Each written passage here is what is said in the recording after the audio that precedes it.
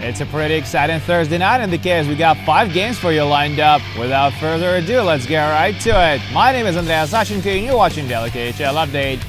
We'll make our first stop in Ufa where Salavat Live face Vidas, who have shocked the league early in the season but have kind of cooled off lately. Med and Green get on the board 12 minutes in. Timo Hartikainen passes to Linus Silmer, fake shot, cross-ice pass, and Nikita Soshnikov bubbles the net. What a beauty, 1-0 Salavat. Vidas respond with a gorgeous tally of their own early in the third period. Mira Aaltonen makes a backhand pass to Sviatoslav Grebenshikov, who rushes to the net and beats Johan Metsula for 6th of the year. Grebenshikov fences 12 games out and we got a tie game. It goes to overtime and Vidas get a bench minor for 2 men on the ice. Omar gives the puck to Soshnikov, who takes a few strides in, fakes his shot and sends it home a moment later. Soshnikov scores his 2nd of the night and 11th of the year to climb to the 2nd spot in the league in that department. Salavat win 2-1 in overtime.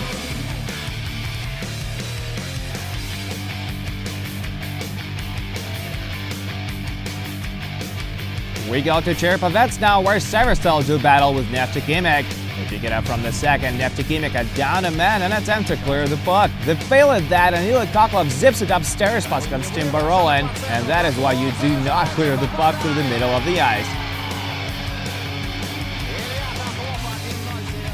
The Wolves bring you back to even early in the third. Matt White skates to the net with a lot of open ice around him and scores his 6th of the season. This one goes to overtime as well. 3 minutes into it, Nizhny scouts raise the opposition. Matt White throws it across the ice and Zach Mitchell beats Vladislav Podgipolsky for the win. Neftikimik enjoyed their 5th consecutive success as they beat Severstal 2-1 in overtime.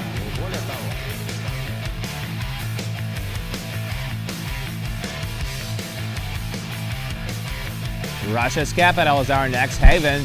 Reigning champions Red Army lays him up against Jokeri from Finland. Moscow defeated Jetsers 5-1 on the road a month ago. There's not that much scoring in this one. The Bears strike 7 minutes in. Sako on the line and beats Ila Sorokin on the stick side. The Rook has his first goal on the K. Just a few seconds remain in the period now. Konstantin Akulov circles the zone, takes the shot, hits the end boards, and the puck almost bounces in. Yanis Kalinic puts it aside, but it came really close to going in.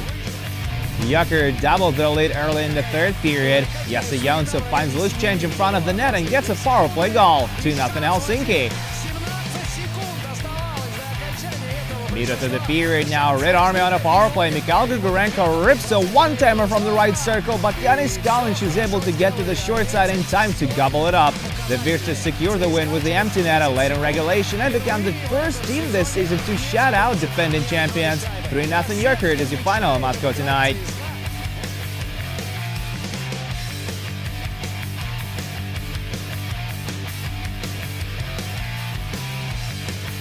We move on to Nizhny Novgorod now, where Torpedo meet their neighbors in the standings, Spartak Moscow. Just 3 points separate the teams.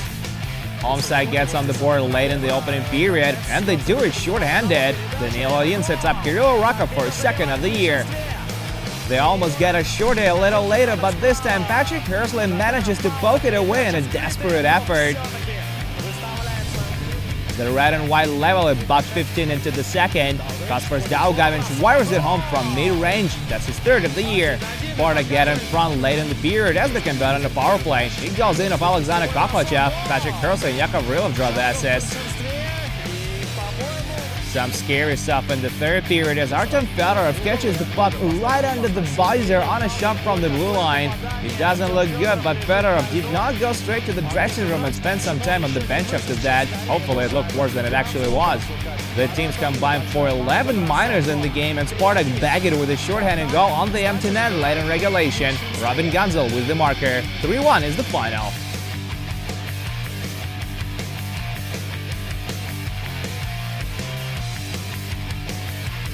We finish the night off in Yaroslavl, where Boris challenged Lokomotiv. No scoring in the first, but there's plenty in the second. Alekhan Asedov nets his 3rd of the year just under 3 minutes in. They get another tally just 45 seconds later. This time Dustin Boyd slides it over to Roman Starchenko, who slings it past Ilya Konovalov. Loko swapped their goaltenders after that, and World Juniors eligible Danil Isaev goes into the cage. Lokomotiv get a goal back middle of the period. Artur Kayumov beats Adi Pasquale on the short side off a solo effort. 5 minutes later, Jakub Nakadel puts the puck on net and it goes in of Stepan Sandnikov. It's a 2-2 tie. Regulation solves nothing, so it goes to overtime and Rushan Rafikov nets the winner with a wrister from mid-range. Lokomotiv improved their perfect home record against Boris to 10-0. 3-2 overtime is the final.